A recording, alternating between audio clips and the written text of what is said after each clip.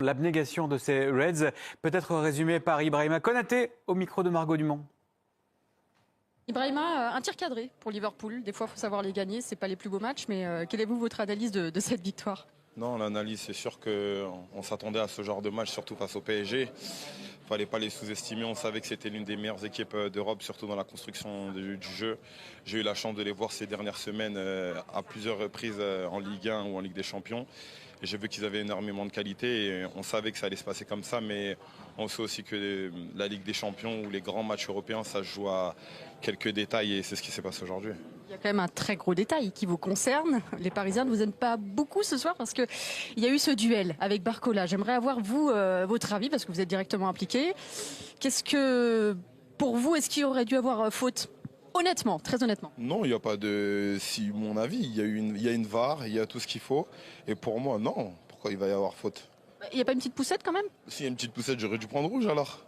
Je sais pas, c'est vous qui le faites. Hein. Je vous dis non, moi je vous dis non. Pour vous, il n'y a rien du tout? Non. Très bien, bon, au moins le débat est clos, même si je pense qu'il y a un petit peu de mauvaise foi peut-être. Bon, après, c'est vrai que je suis très costaud, mais je mets vraiment pas de puissance là-dessus. Je mets juste mon bras et c'est tout. Si j'avais mis beaucoup plus de puissance, ok, on peut discuter, mais là, c'était vraiment soft de ma part.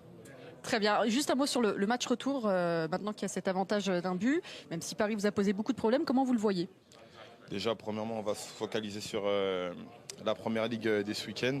Et après, ensuite, on va pouvoir penser au match retour. Mais c'est sûr qu'on a conscience de la qualité de cette équipe. Pour moi, je pense que c'est l'une des meilleures équipes contre qui on a joué cette saison.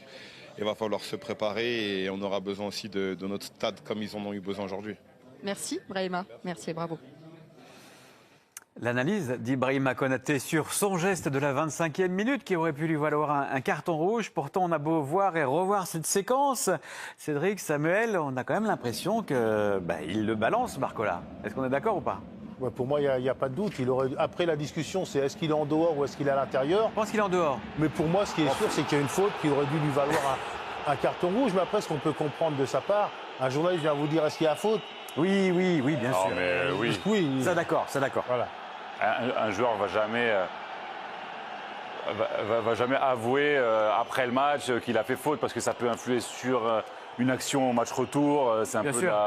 voilà, c'est de la com, Ouais. évidemment. Après, moi, quand j'étais défenseur, je commettais des fautes. Pour moi, il n'y avait rien. Maintenant que je suis un peu plus posé avec un attaquant à côté de moi, je reconnais plus facilement les fautes de mes amis défenseurs. Non, pour moi, il y a penalty, carton rouge.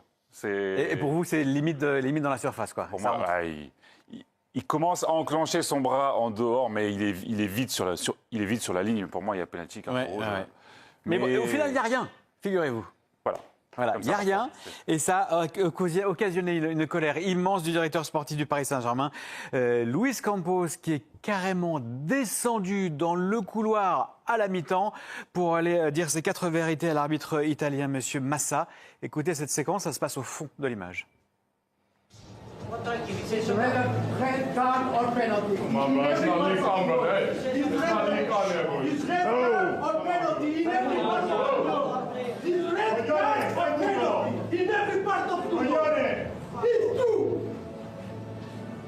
Voilà, on ne voit pas grand-chose, on ne comprend pas tout, on sait juste que c'est très très énervé du côté du directeur sportif. Bah, c'est vrai que cet arbitre italien, Davide Massa, on avait un arbitre italien mettre un carton rouge à un joueur de Monaco pour avoir demandé un avertissement à son adversaire. Là, ils estiment qu'il n'y a rien du tout. Bon, parfois, je trouve que c'est à géométrie variable.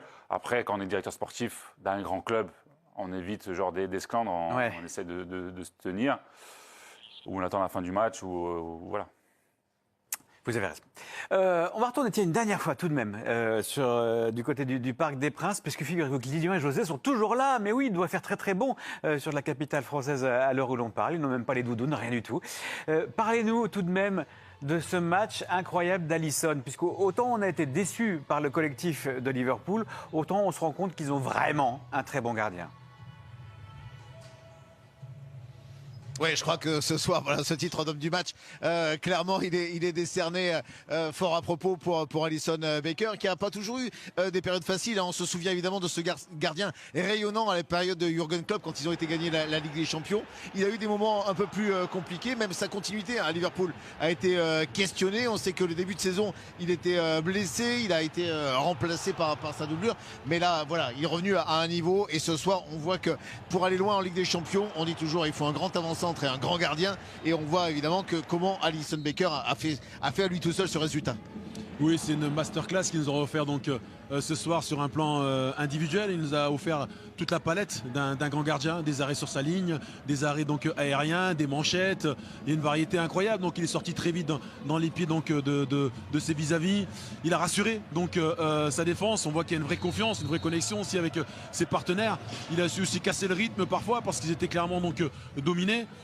Il inspire quelque chose, il dégage un charisme aussi, donc non, il a été exceptionnel ce soir. Donc on peut rajouter 10 minutes supplémentaires. Je pense que les Parisiens auraient continué donc à buter sur lui. Et lorsqu'il trouvait une faille, il y avait Alisson au bout. Donc oui, un match XXL, et ils peuvent le remercier quand même du côté de Liverpool ce soir.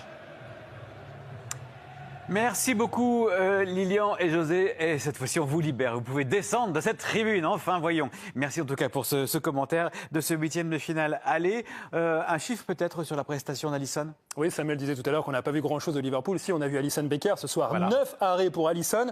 Donnarumma a touché un ballon ce soir. Il a terminé au fond de ses filets. Aucun arrêt pour Gianluigi Donnarumma. 9-0 en faveur d'Alisson. Ça, c'est terrible aussi. L'efficacité des deux gardiens ce soir. Alisson, homme du match. C'est peut-être pas non plus ce qu'on aurait parié avant la rencontre. On imaginait peut-être un Mo Salah, homme du match. Eh bien, pas du tout. Il est un peu passé au travers. Il a été absent. Il a été à l'image de toute son équipe, c'est-à-dire lent, pas bon dans les contrôles. Il n'a pas réussi à garder le ballon, pas réussi à peser, à être décisif. Mais c'est à l'image de toute cette équipe de Liverpool qui a fait illusion. Nous, on s'attendait à un vrai match, un mano à mano après le premier quart d'heure. Et puis très vite, Paris a pris l'ascendant. Et jamais Liverpool, à l'image de Mo Salah, n'a réussi à revenir dans ce match. Je ne sais pas comment ils ont fait pour le gagner. Bon, alors ce match retour, Cédric, est-ce que vous partagez l'optimisme de Vitinha? Est-ce qu'il y a un coup à jouer à Anfield, ou est-ce que ça va être vraiment compliqué? Alors déjà, je voyais Liverpool favori avant la double confrontation. Ouais. On a dit qu'il fallait faire la différence au match aller, puisque Anfield, c'est chaud. C'est quand même un petit peu compliqué. Je ne pense pas que Liverpool puisse proposer le même genre de prestations, 2 matchs d'affilée en Ligue des Champions. Donc les Parisiens vont devoir être un peu plus pragmatiques, plus réalistes. Mm-hmm. Je ne sais pas s'ils en ont les capacités, mais en tout cas, c'est une vraie opportunité de créer l'exploit parce qu'ils ont quand même envoyé un message avec cette prestation de haut vol. Bien sûr. C'est un match de top niveau face à ce qu'on présentait comme le favori de cette compétition. Donc, si un soir, on crée l'exploit et écrire une belle page de Ligue des Champions du Paris Saint-Germain, bah c'est la semaine prochaine à Anfield. Ils en ont les capacités, ils l'ont montré aujourd'hui. Quand ils vont descendre le tunnel de ce stade, qu'ils vont voir les espoirs de Vitinha donc pour le match retour. On vient d'expliquer donc cet épilogue de cette rencontre très cruelle, forcément avec ce but encaissé à la 87e minute. Il faut dire qu'avant, eh bien, les Parisiens avaient copieusement dominé cette rencontre. On en parle avec la dernière analyse en direct depuis le Parc des Princes de Lilian Gatonet, José-Pierre Fanfon. Rebonsoir à vous, messieurs. C'est vrai que voilà, on a parlé d'un hold-up. C'est le mot qui s'impose. Tant le Paris Saint-Germain avait semblé dominer les débats pendant 80 minutes. Oui, c'est très clair que voilà, normalement, comme le disait Vitinha, avec les occasions, Paris aurait dû, mais on retombe dans les travers du début de saison où il y avait pléthore d'occasions qui n'arrivaient pas à concrétiser parce que là, clairement, d'arriver déjà à la mi-temps avec ce 0-0, c'était quasiment une faute professionnelle tant le Paris Saint-Germain avait fait des différences et se fait punir encore une fois dans les derniers instants. On dit c'est un scénario qu'on a déjà vécu contre l'Atlético Madrid, donc encore une fois, c'est quelque chose de récurrent par le Paris qui n'arrive pas à tuer les matchs. Oui, il n'arrive pas à les tuer et surtout parfois à ne pas les perdre. Comme on n'arrive pas à gagner, au moins ne pas les perdre. Et c'est vrai qu'on a un peu un sentiment amer côté parisien donc ce soir parce qu'ils ont quasiment tout bien fait. Ils ont dominé, donc ils ont créé des situations, ils ont créé des occasions. Même ils ont longtemps buté tout le match simplement sur un excellent donc Alisson Becker. Et puis ce relâchement donc en fin de match, une seule situation. Donc oui, on peut parler de hold-up parce que on s'attendait à mieux quand même du leader de cette première ligue. On s'attendait à ce qu'il y ait un vrai match, c'est-à-dire une vraie opposition dans l'engagement avec beaucoup plus de situations aussi. Donc pour les joueurs d'Arne Slot, finalement ils sont contentés de jouer bloc bas, de défendre et attendre leur seule opportunité qui est arrivée donc en fin de match avec des Parisiens incapables finalement donc d'aller au moins négocier le partage de points. Merci beaucoup messieurs pour cette analyse toujours en direct depuis le Parc des Princes. On les voit en ce moment, toutes ces occasions, elles sont extrêmement nombreuses hein, en faveur du Paris Saint-Germain. Faute professionnelle presque, disait Lilian Gatoun à la mi-temps.